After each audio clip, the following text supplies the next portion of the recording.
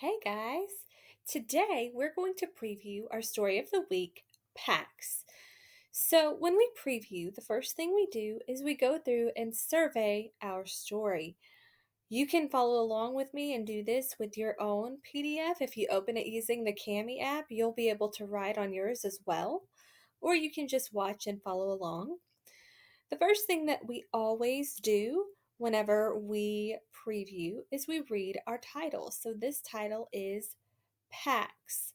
Our title will give us a clue as to what our story is about. So somebody, something in the story is probably named Pax.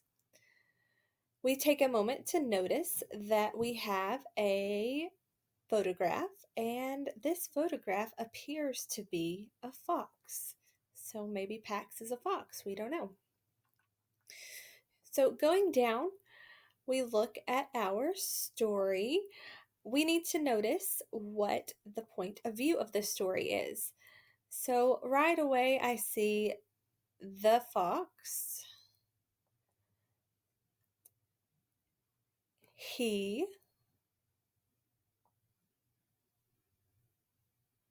the boy.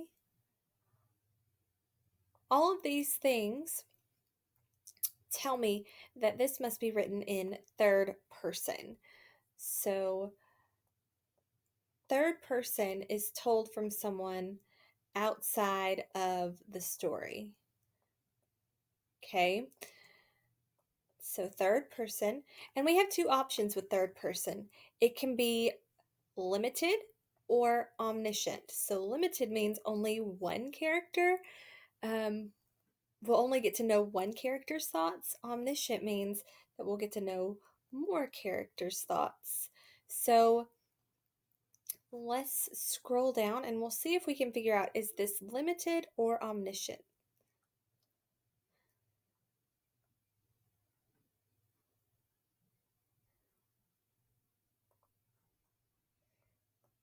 So we're seeming to find what the fox is thinking. The fox realized his boy was crying, but we don't really know why the boy is crying. So to me, it seems like we're only getting the perspective of one character. Now, this is just with our preview.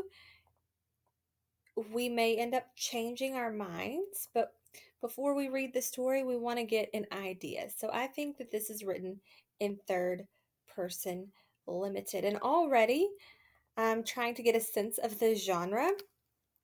And this does not seem like a nonfiction story to me. It isn't giving me facts or information.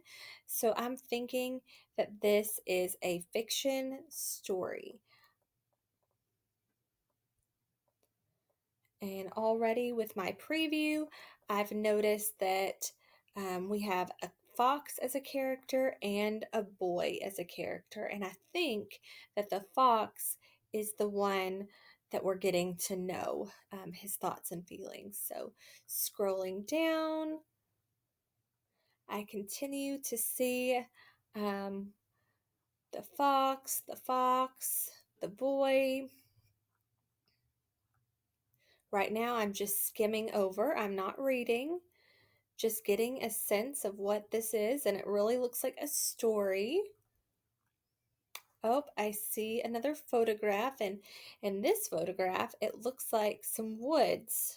And I know that foxes live in woods, so that's interesting.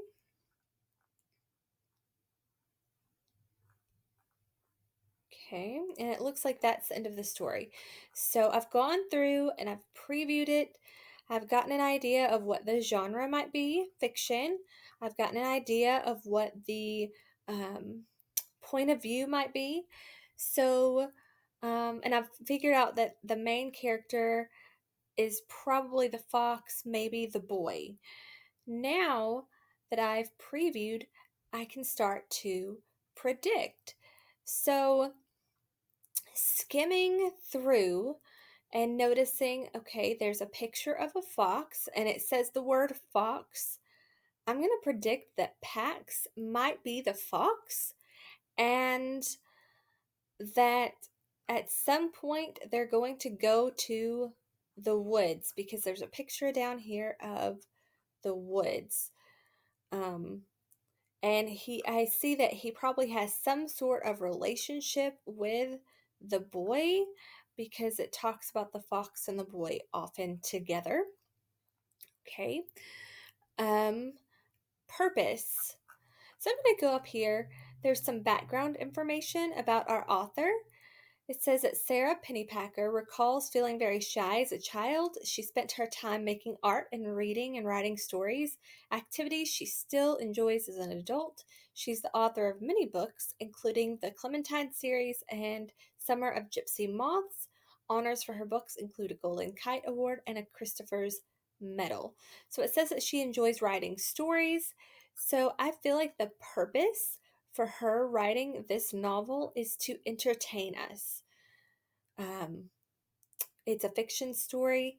A lot of times, fiction stories are written to entertain. So I'm going to guess that that's my purpose or the author's purpose. My purpose in reading this is to enjoy a story, probably about a fox and his boy. And then prior knowledge.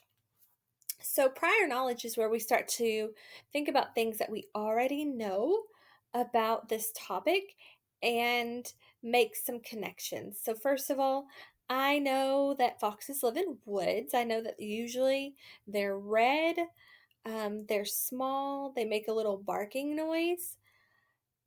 And I know that they eat chickens because I have chickens, so I have to be aware of the predators around here. I've actually seen a fox before on side of the road peeking out of the woods. I think they're really cute.